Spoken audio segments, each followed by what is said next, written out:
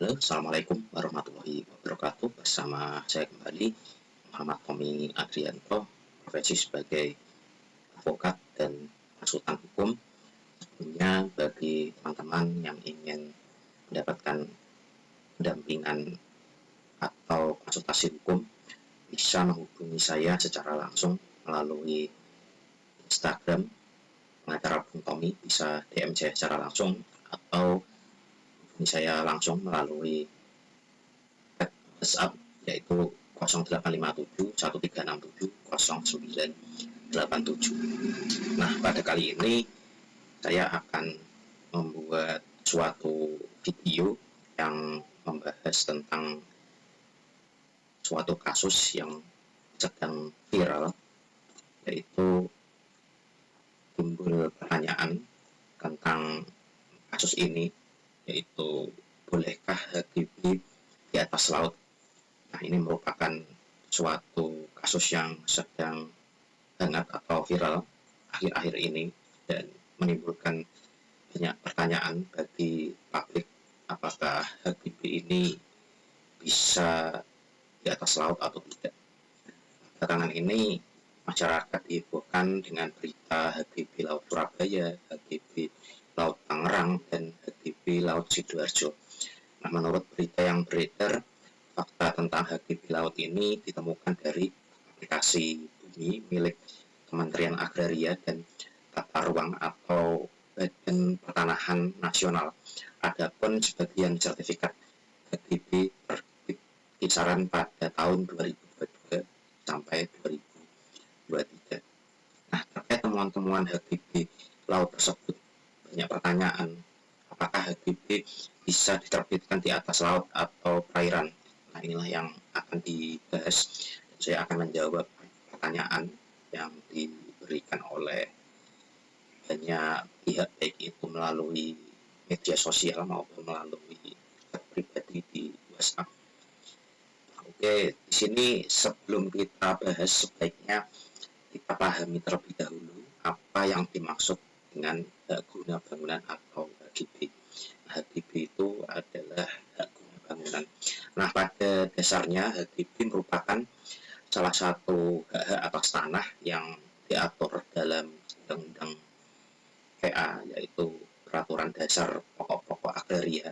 Pada pasal 16 ayat 1 Undang-Undang PA ini menguraikan bahwa hak atas tanah antara lain, nah, di sini ada beberapa hak atas tanah, yaitu yang pertama adalah hak milik, yang kedua adalah hak guna usaha atau HGU, yang ketiga adalah hak BB, yang keempat adalah hak pakai, yang kelima adalah hak sewa, yang keenam adalah hak membuka tanah, yang ketujuh adalah hak memungut hasil hutan, dan yang terakhir, yang kedelapan adalah hak lain yang tidak termasuk dalam hak tersebut di atas yang ditetapkan dengan undang-undang, serta hak yang sifatnya sementara sebagaimana disebutkan dalam pasal 53 Undang-Undang PA atau Undang-Undang Peraturan Dasar Pokok-Pokok Agraria.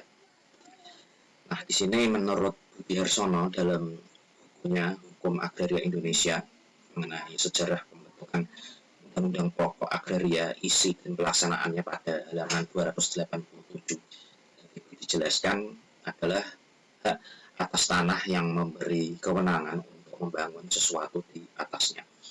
Adapun secara yuridis dalam Undang-Undang PA yang dimaksud dengan HGB adalah hak untuk mendirikan dan mempunyai bangunan-bangunan atas tanah yang bukan miliknya sendiri dengan jangka waktu paling lama 30 tahun. Hal tersebut berdasarkan pada pasal 35 ayat 1 Undang-Undang Nomor 5 Tahun 1960 tentang Peraturan Dasar Pokok-Pokok Agraria atau Undang-Undang PA. Nah, berkaitan dengan subjeknya, HGB diberikan kepada warga negara Indonesia dan badan hukum yang didirikan menurut hukum Indonesia dan berkedudukan di Indonesia. Pasal 34 Peraturan Pemerintah Nomor 18 Tahun 2021 tentang hak pengelolaan hak atas tanah, satuan rumah susun, dan pendaftaran tanah. Nah, sedangkan untuk tanah yang dapat diberikan dengan HGB meliputi pasal 36 PP nomor 18 tahun 2021, meliputi yang pertama adalah tanah negara, yang kedua adalah tanah hak pengelolaan, yang ketiga adalah tanah hak milik. Lalu jangka waktu hak PIB berapa tahun? Nah, terkait jangka waktu hak PIB sebagaimana disebutkan definisinya tadi dapat diberikan paling lama 30 tahun. Lalu untuk hak PIB di atas tanah negara dan tanah hak pengelolaan dapat diperpanjang untuk jangka waktu maksimal 20 tahun dan dapat diperbarui untuk jangka waktu maksimal 30 tahun. Hal tersebut berdasarkan pada pasal 37 ayat 1 PP nomor 18 tahun 2021. Sedangkan untuk HGB di atas tanah hak milik dapat diperbarui dengan akta pemberian HGB di atas hak milik, yaitu pada pasal 37 ayat 2 PP nomor 18 tahun 2021. Nah, kemudian muncul pertanyaan, setelah masa HGB habis, tanah milik siapa? Nah, setelah jangka waktu pemberian perpanjangan dan pembaruan tanah berakhir, tanah hak guna bangunan kembali menjadi tanah yang dikuasai langsung oleh negara atau tanah hak pengelolaan. Hal tersebut berdasarkan pada pasal 37 ayat 3 PP nomor 18 tahun 2021. Nah, sekarang masih berkaitan dengan HGB, penting untuk mengetahui terjadinya hak guna bangunan. Pasal 38 ayat 1 sampai dengan ayat 3 PP nomor 18 tahun 2021 menerangkan bahwa terjadinya HGB dibedakan berdasarkan tanah yang diberikan HGB, yaitu yang pertama adalah HGB di atas tanah negara yang diberikan dengan keputusan pemberian hak oleh Menteri Agraria dan Tata Ruang atau Kepala Badan Pertanahan Nasional. Hal tersebut berdasarkan pada pasal 1 angka 17 PP nomor 18 tahun 2021. Yang kedua, HGB di atas tanah hak pengelolaan diberikan dengan keputusan pemberian hak oleh Menteri berdasarkan persetujuan pemegang hak pengelola. Dan yang ketiga, HGB di atas tanah hak milik terjadi melalui pemberian hak oleh pemegang hak milik dengan akta yang dibuat oleh pejabat pembuat akta tanah atau PPAT. Nah, di sini keputusan pemberian hak oleh Menteri dan akta yang dibuat oleh PPAT dapat dibuat secara elektronik. Tersebut berdasarkan pada pasal 38 ayat 4 PP nomor 18 tahun 2021. Kemudian pemberian HGB sebagaimana yang telah dijelaskan sebelumnya wajib didaftarkan pada kantor pertanahan berdasarkan pada pasal 39 ayat 1 PP nomor 18 tahun 2021. Pendaftaran ke kantor pertanahan ini menandakan bahwa pemberian HGB telah terjadi pada pasal 39 ayat 2 PP nomor 18 tahun 2021.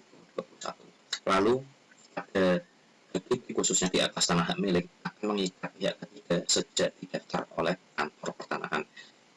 Hal tersebut berdasarkan pada pasal 39 ayat 3 PP nomor 18 tahun 2021. Nah, pada akhirnya pemegang HGB diberikan sertifikat hak atas tanah sebagai tanda bukti hak, yaitu pada pasal 39 ayat 4 PP nomor 18 tahun 2021. Nah, lalu inti pertanyaannya adalah, dapatkah HGB diterbitkan di atas laut atau perairan?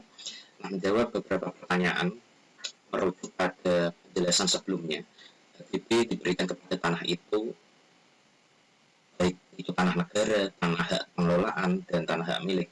Adapun yang dimaksud dengan tanah adalah permukaan bumi baik berupa daratan maupun yang tertutup air, termasuk ruang di atas dan di dalam tubuh bumi dalam batas tertentu yang penggunaan dan pemanfaatannya terkait langsung maupun tidak langsung dengan penggunaan dan pemanfaatan permukaan bumi. Hal tersebut berdasarkan pada pasal 1 angka 1 PP nomor 18 tahun 2021. Nah, sedangkan definisi dari laut dapat ditemukan dalam pasal 1 angka 1 PP nomor 32 tahun 2019 yang menyatakan bahwa laut adalah ruang perairan di muka bumi yang menghubungkan daratan dengan daratan dan bentuk alamiah lainnya yang merupakan kesatuan geografis dan ekologis beserta segenap unsur terkait dan yang batas dan sistemnya ditentukan oleh peraturan perundang-undangan dan hukum internasional.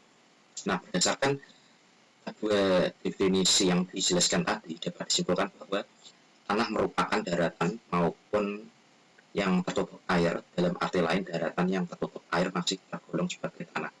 Akan tetapi, tanah bukan merupakan ruang perairan seperti laut yang menghubungkan daratan dengan daratan dan bentuk-bentuk alamiah lainnya. Demikian karena laut bukan merupakan objek yang dapat dibebani HGB menurut peraturan perundang-undangan yang berlaku, maka HGB tidak dapat diterbitkan di atas laut maupun perairan. Nah, sudah jelas di sini karena laut bukan merupakan objek yang dapat dibebani HGB menurut perundang-undangan yang berlaku, maka HGB tidak dapat diterbitkan di atas laut maupun perairan. Nah, di sini menurut Menteri Kelautan dan Perikanan Sakti Wahyu Tronggono, di dasar laut tidak boleh ada kepemilikan atau sertifikat. Oleh karena itu, HGB laut jelas ilegal. Hal ini disampaikan oleh Menteri Kelautan dan Perikanan, disampaikan pada kompas.com.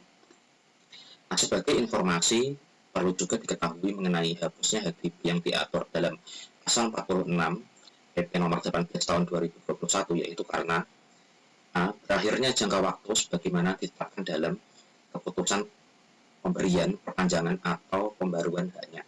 B.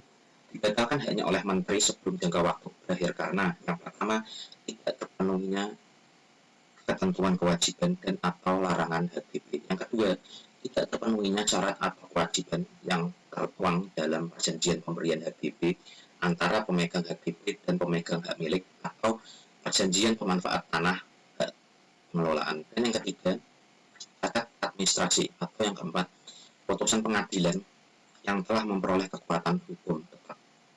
Lalu, diubahnya hak menjadi hak atas tanah lain. Dia dilepaskan secara sukarela oleh pemegang haknya sebelum jangka waktu berakhir. Poin E, dilepaskan untuk kepentingan umum. Poin F, dicabut berdasarkan undang-undang. Poin G, ditetapkan sebagai tanah terlantar.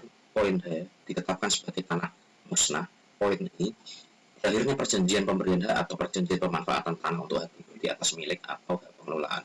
Dan atau poin D, terakhir pemegang hak sudah tidak memenuhi syarat sebagai subjek.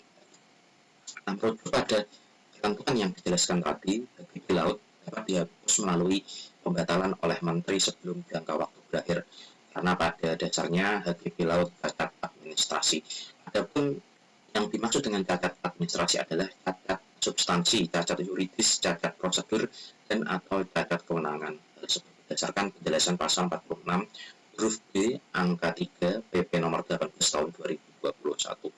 Hal tersebut sebagaimana disebutkan oleh Menteri ATR BPN Nusron Wahid dalam suatu press konferensi pembongkaran pagar laut yang dilansir dalam laman YouTube Kompas TV, yakni sertifikat HGB Laut Tangerang adalah cacat prosedur dan cacat material, sehingga Kementerian ATR atau BPN memiliki kewenangan untuk mencabut sertifikat HGB tersebut. Nah, terkait jangka waktu pembatalan HGB karena cacat administrasi menurut pasal 64 ayat 1 PP nomor 18 tahun 2021, yaitu yang pertama, sebelum jangka waktu 5 tahun sejak diterbitkannya sertifikat HGB. Untuk poin A yang pertama adalah hak atas tanah yang diterbitkan pertama kali dan belum dialihkan, atau poin B, hak atas tanah yang telah dialihkan namun para pihak tidak beretikat baik atas peralihan hak tersebut sesuai dengan ketentuan peraturan perundang-undangan, atau yang kedua karena adanya tumpang tindih hak atas tanah. Lalu jika melebihi jangka waktu 5 tahun sebagaimana disebutkan di atas, maka pembatalan dilakukan melalui mekanisme peradilan. Hal tersebut berdasarkan pada pasal 6 ayat 2 PP nomor 18 tahun 2021. Nah, kesimpulannya adalah berdasarkan PP nomor 18 tahun 2021, pencabutan sertifikat hak atas tanah atau dalam kasus ini HGB dapat dilakukan oleh Menteri ATR atau BPN tanpa perintah pengadilan jika terjadi cacat administrasi dan belum mencapai usia 5 tahun sejak diterbitkannya sertifikat. Nah, sesuai beberapa pertanyaan, karena sebagian besar sertifikat ini terbit pada tahun 2022 sampai 2023, maka syarat untuk pembatalan itu terpenuhi. Nah, mungkin di sini jawaban dari saya dan semoga bermanfaat bagi teman-teman semua tentang apakah HGB di atas laut ini boleh atau tidak, dan intinya adalah tadi sudah saya jelaskan lebih lanjutnya. Bagi teman-teman yang ingin konsultasi atau membutuhkan pendampingan hukum, bisa hubungi saya secara langsung seperti kontak yang telah saya jelaskan pada video di awal-awal video ini, dan semoga bermanfaat apa yang telah saya sampaikan. Dan mungkin bagi teman-teman yang ingin memberikan saran, kritik, atau mungkin ada penjelasan saya yang kurang, bisa dikoreksi atau ditambahkan. Mungkin begitu saja informasi dari saya. Saya pengacara Bung Tommy, saya pamit dulu. Sampai jumpa lagi pada video-video saya berikutnya. Saya pamit dulu. Terima kasih. Wassalamualaikum warahmatullahi wabarakatuh.